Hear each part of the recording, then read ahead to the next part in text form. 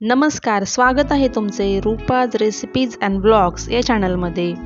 आज मी तुम्हाला झटपट करता येईल अशी कोबीची भाजीची रेसिपी शेअर करणार आहे। कोबीची भाजी म्हटलं ना की सगळेजण नाक मुरडतात, पण ही कोबीची भाजी इतकी छान चवीला होती ना की नाक मुरडणारेही आवडीने खातात। चला तर मग अशी छान झटपट अशी होणारी कोबीची भाजीची रेसिपी करायला घेऊ।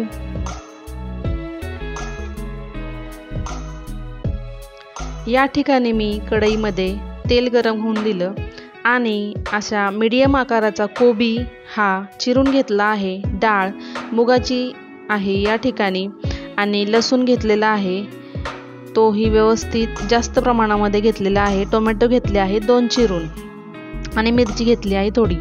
तर तेल गरम झाल्यानंतर यामध्ये जिरे आणि मोहरी या ठिकाणी आपल्याला टाकून घ्यायचे आहे। तर जिरे आणि मोहरी तडकल्यानंतर यामध्ये आपण मिरची टाकून घेणार आहोत। हे बघा, जिरे पण आता छान तडकत आहेत।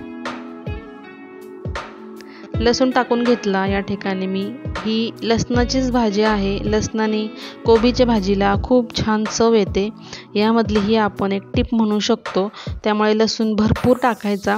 लसूण टाकायला घाई करायची नाही। हिरवी मिरची नव्हती माझ्याकडे म्हणून मी जी सुकलेली आहे ती लाल मिरची टाकून घेतली आणि त्यानंतर हळद टाकून घेतलेली आहे। आणि हा जो कोबी आहे तो एवढा बारीक तुम्ही विचार करत असाल की मी कसा चिरला, तर त्याची पण ट्रिक आहे, मी तुम्हाला ती पण ट्रिक सांगते। चाकूने कोबीवर आडव्या सरळ रेषा मारून हा चाकूने कोबी कापून घ्यायचा। मीठ टाकून घेतलं, त्याच्यानंतर डाळ टाकून घेतलेली आहे आणि हे व्यवस्थित मिक्स केलं। तुमच्याकडे चिकन मसाला किंवा मटन मसाला असेल तर तुम्ही यात टाकू शकता, माझ्याकडे होता मी टाकून घेतला। मीठ टाकून घेतलं आणि आता याला मस्त असं फक्त वाफेवर शिजून द्यायचं। कोबीचं त्याचं अंगचं पाणी त्याला सुटतं। हे बघा, आता मी याला छान असं शिजून घेतलेलं आहे। तुम्ही झाकण पण ठेवून याला शिजून घेऊ शकता। तर आता मी याला छान शिजून घेतलेला आहे आणि हा मस्तपैकी आपला कोबी तयार झालेला आहे। खूप छान असा लागतो, भन्नाट अशा छान रेसिपी आपल्या चॅनलवर आहेत। चॅनलला नक्की सबस्क्राईब करा, लाईक कमेंट शेअर करा। धन्यवाद व्हिडिओ शेवटपर्यंत बघितल्याबद्दल। बाय।